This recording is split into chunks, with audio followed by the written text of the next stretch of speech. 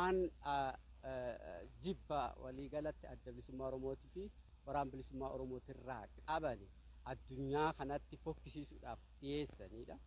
Egaa kanaan dura seenaa Oromoodhaa dogoggorsanii addunyaa kana keessa kaan ammas seenaa dogoggoraa adda bilisummaa Oromoo fi waraana bilisummaa Oromootirratti barreessanii addunyaa kanaan jibbisiisuu fi akka ilaalcha hin arganne goosiisuudhaaniif alatti nuti bilisummaadhaaf qabsoofna. Namni bilisummaadhaaf qabsaa'u bilisummaa nama dhibiidhaa hin sarbu. Bilisummaa nama dhibiidhaa hin sarbu.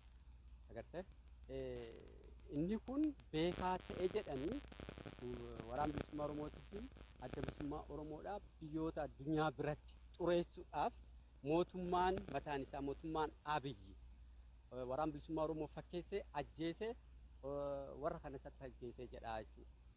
Malee nuti gonkumaayyuu kanan goonu namni bilisummaa isaatiif dhiiga cabsee lafee isaa cabsee bilisummaa barbaadu nama siviilii ta'e kan nagaatirratti kana hin godhu. Nuti kanan goonu seerri kennas ABO'n baay'ee dimokraataa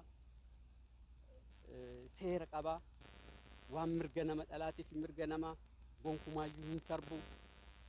Egaa inni kun namoota dhibiitiin beekamuu dhabuu baatus nuti ammoo akkasitti jira jechuudha. Namni tokko siviilii kamiyyuu hin ajjeefnusi nama qawwee qabatee nu dura dhaabbate kamiyyuu inni qawwee sitti dhokaase nullee qawwee itti dhokaasna. Sanaan alatti dhibiidhaan jiru.